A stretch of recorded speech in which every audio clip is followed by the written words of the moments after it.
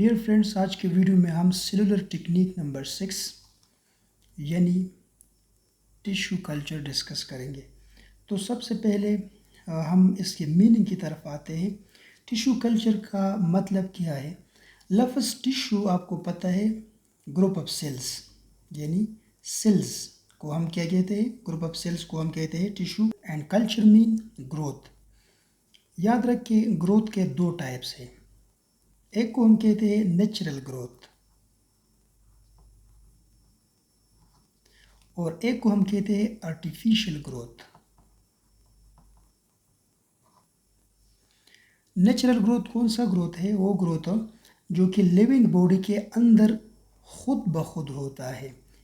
Living body के अंदर जो ग्रोथ होता है इसको हम कहते हैं नेचुरल ग्रोथ, और इसको हम दूसरा लफ्ज़ इस्तेमाल करते हैं इन वीवो ग्रोथ।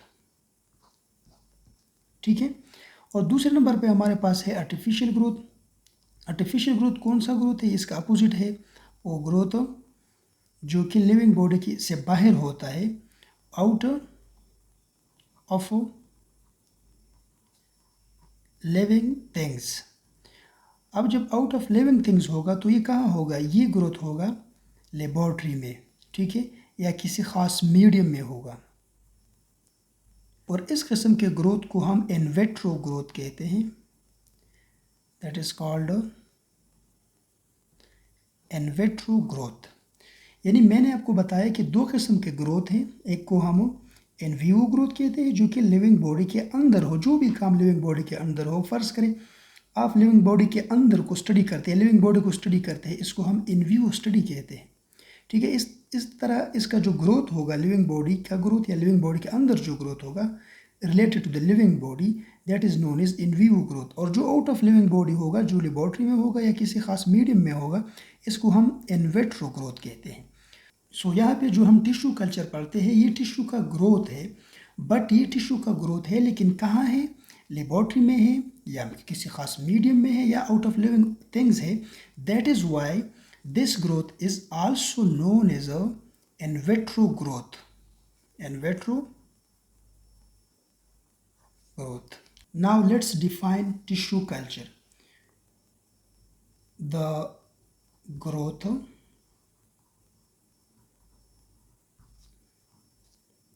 of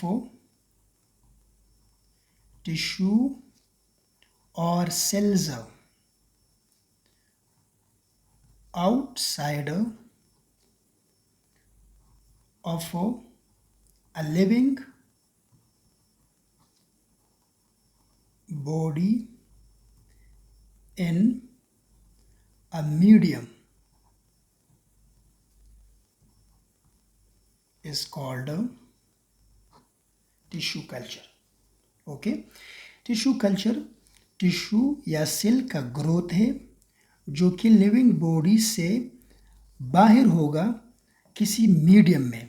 इस किस्म के ग्रोथ को हम कहते हैं टिश्यू कल्चर। आपसे कोई पूछे what is mean by tissue culture, आप बोले tissue culture is the growth of tissue और tissue culture is the growth of cells. But ये ग्रोथ लिविंग बॉडी के बाहर है, that is why it is also known as a in vitro growth. Now the second thing that is to be discussed today in this video is actually the history of tissue culture. सबसे पहले मैं आपको बताता चलूँ, कोई आपने cell theory का नाम सुना होगा। और सेल थ्योरी जो है ये टू साइंटिस्ट, जिनमें एक का नाम है श्लाइडियन और दूसरे का नाम है श्वान, इन दोनों ने कंबाइनली सेल थ्योरी पेश की थी। और सेल जो थ्योरी है इसमें इन्होंने ख़ास जो इम्पोर्टेंट बात की है, सबसे बेसिक बात की है, वो ये है कि जो लिविंग थिंग्स है या लिविंग बॉडीज़ है, लिविंग बॉडीज़ या लिविंग थिंग्स की जो बेसिक यूनिट है, बिल्कुल बुनियादी इकाई है, that is known as a cell. यानी cell is the basic structural and functional unit of all the living things. ये इस सेल थ्योरी की मेन बात है। ठीक है। और इन्होंने इसके साथ साथ ये भी बताया कि जो सेल होता है, सेल का एक ख़ास प्रॉपर्टी है, that is known as autonomy, यानी सेल में एटोनमी का प्रॉपर्टी मौजूद है। एटोनमी का मतलब है कि सेल को जब आप मीडियम प्रोवाइड करें तो ये बिल्कुल ग्रोथ कर सकता है और ये बढ़ सकता है। अगर ये प्लांट का सेल है, ये सेल बिल्कुल खुद मुख्तार है तो ये इंडिपेंडेंटली ग्रोथ कर सकता है। और अगर ये प्लांट का सेल है लेट्स से, तो फिर इस एक सेल से एक प्लांट भी बन सकता है, यानी ये खुद ब खुद ये ग्रोथ कर सकता है या डिवीजन कर सकता है, सेल डिवीजन जिसको कहते हैं। तो ये किसने कहा था? ये श्लाइडन और श्वान ने कहा था। इसको हम नंबर देंगे नंबर 1। और नंबर 2 जो है, इसकी बुनियाद पर, यानी श्लाइडन और श्वान के बुनियाद पर, इन्होंने जो काम किया था, इनकी बुनियाद पर एक साइंटिस्ट है जिसका नाम है हेबर लैंड। इन्होंने 1902 में सबसे पहले जो इनविट्रो सेल कल्चर है ये इंट्रोड्यूस किया। और इसके साथ साथ इन्होंने ये भी बताया कि सेल जो होता है ये अपने साइज को बढ़ा सकता है, सेल ये ग्रोथ कर सकता है, ठीक है, अपना साइज इंक्रीज कर सकता है, जिसको सिंपली हम ग्रोथ कहते हैं।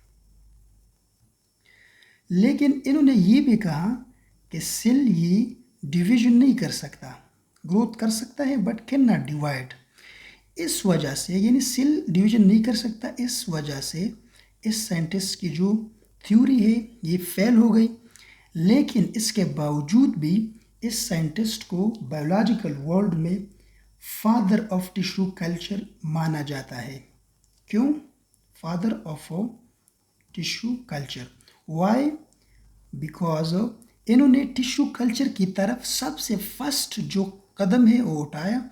इसकी बुनियाद पर, इसके काम की बुनियाद पर साइंटिस्ट का जो ख्याल था वो भी टिश्यू कल्चर की तरफ मफजूल कराया। इसी वजह से हेबर लैंड को फादर ऑफ टिश्यू कल्चर माना जाता है। इसके बाद एक साइंटिस्ट है जिसका नाम है हेनिंग। इन्होंने 1907 में प्लांट का एम्ब्रियो लिया और इस एम्ब्रियो को इन्होंने मैच्योर कर दिया। मतलब ये है कि सक्सेसफुली इन्होंने प्लांट की जो एम्ब्रियो है वो मैच्योरिटी तक पहुंचाया। Next scientist is known as Simon या साइमन। इन्होंने 1908 में प्लांट का सेल लिया। क्या लिया? प्लांट का सेल, और उनसे सक्सेसफुली रूट्स और बर्ड्स और कैलस ये डेवलप कर दी। अब कैलस हम पढ़ेंगे कैलस क्या है। तो ये एक बड़ी कामयाबी थी टिश्यू कल्चर की तरफ। इसके बाद जो 5th नंबर हम पढ़ते हैं ये है वाइट। वाइट ने 1934 में रूट्स ऑफ टोमेटो ले ली। टोमेटो का जो रूट है ये उन्होंने ले ली और इसको सक्सेसफुली कैलस में कन्वर्ट कर दिया। और इसके साथ साथ 1950 तक ये बात मुकम्मल तौर पर क्लियर हो चुकी थी कि प्लांट की किसी भी पार्ट को लेकर इसकी कल्चर या ग्रोथ कराया जा सकता है, यानी टिश्यू कल्चर का कंसेप्ट ये बिल्कुल क्लियर हो चुका था 1950s तक। अब हिस्ट्री के बाद हम नेक्स्ट कुछ टर्मिनोलॉजीज डिस्कस करेंगे, कुछ टर्म्स डिस्कस करेंगे। इन टर्म्स को हम फिर मेथड ऑफ टिश्यू कल्चर में यूज़ करेंगे, तो ये ज़रूरी है इनका सीखना। टर्म्स, फर्स्ट टर्म जो हम यहाँ डिस्कस करते हैं that is what? That is a callus. What is mean by callus? A loose mass of cell.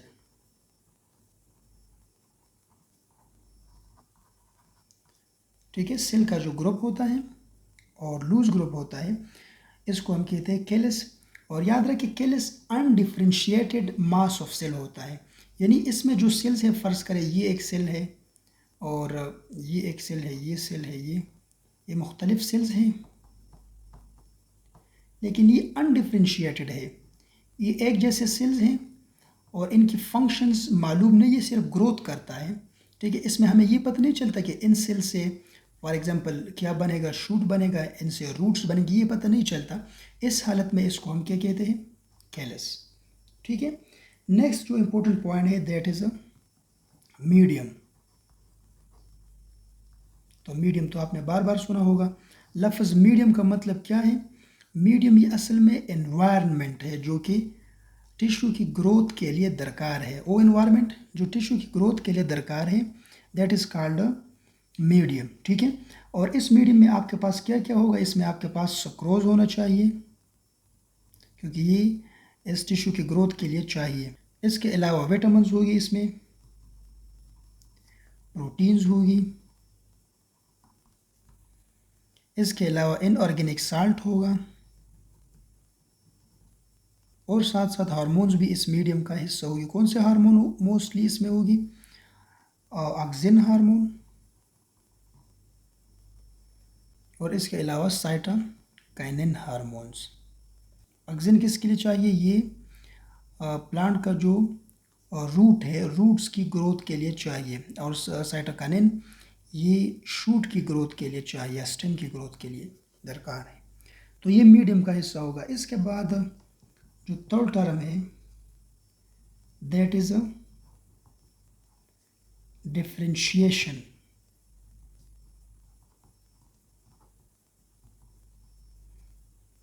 What is mean bye differentiation या डिफरेंशिएटिंग या differentiate?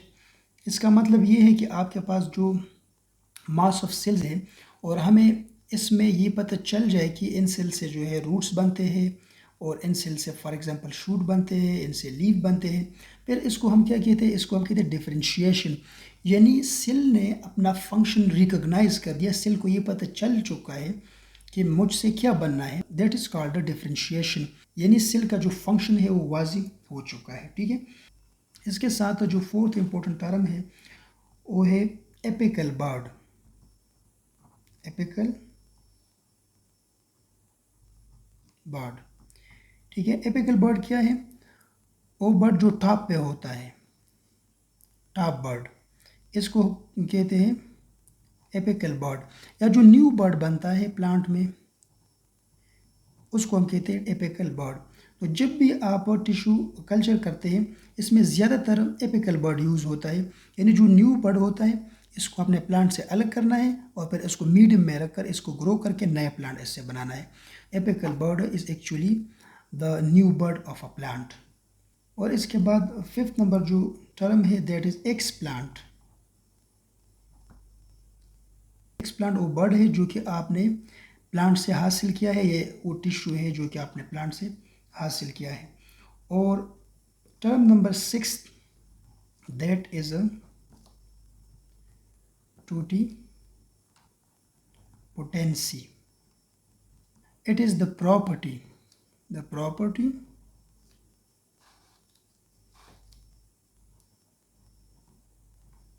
Of x plant.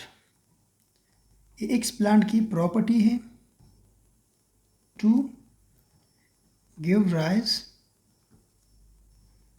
to a new whole plant।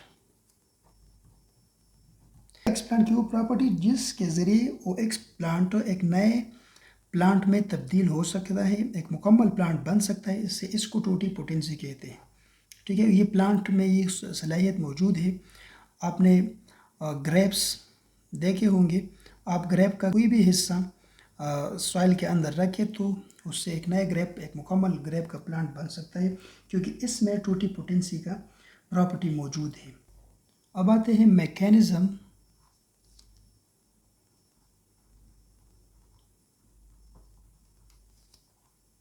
Of tissue culture. Tissue culture का mechanism क्या है, क्या क्या करेंगे जब आप टिश्यू कल्चर करना चाहते हैं।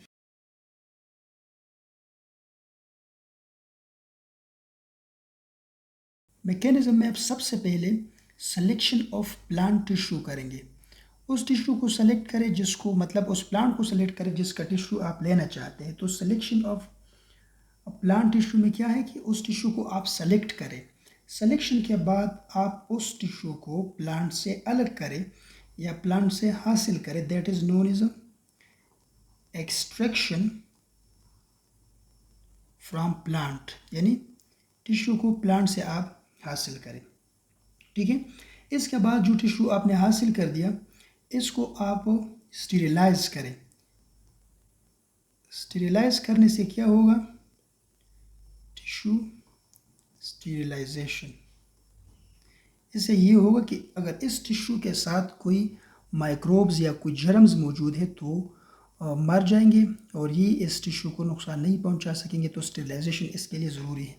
इसके बाद नेक्स्ट जो है, इस टिश्यू को आप इंट्रोड्यूस करें या इसको आपने रखना है मीडियम में, इंट्रोडक्शन टू मीडियम। जो आपने मीडियम तैयार किया है जिसमें एंजाइम, हार्मोन्स और खुराक वगैरह मौजूद है for the growth of this tissue, उस मीडियम में आप इस टिश्यू को इंट्रोड्यूस करवाएं। इसके बाद क्या होगा, जब आपने इस सेल को या इस टिश्यू को इंट्रोड्यूस कर दिया तो ये उस मीडियम में डिवीजन स्टार्ट करेगा। तो ये सेल डिवीजन करेगा और सेल डिवीजन करने के बाद इन सेल से एक कैलस बन जाएगा, एक लूज मास ऑफ सेल बन जाएगा, जिसकी जिक्र हमने ऑलरेडी किया है। कैलस को आपने इंट्रोड्यूस करना है मीडियम में। आप इस कैलस को मीडियम में रखें और उस मीडियम में हार्मोन्स मौजूद होंगी। इसमें एक हार्मोन होगा रूट्स के लिए, that is known as auxin, और दूसरा हार्मोन होगा शूट्स की ग्रोथ के लिए, that is known as cytokinin. तो ये दो किस्म के हार्मोन मौजूद होंगे। अब इसके बाद क्या हो जाएगा, इसके बाद डिफ्रेंशिएशन स्टार्ट हो जाए। कैलस बन गया। अब लूज मास ऑफ सेल यानी कैलस में जो सेल्स है ये अपने फंक्शन को रिकॉग्नाइज करेगा, तो recognition of function is also known as differentiation. Differentiation start हो जाएगा और डिफ्रेंशिएशन जब ख़त्म हो जाएगा तो एक छोटा सा नन्हा सा प्लांट बन चुका होगा और that is known as plantlet.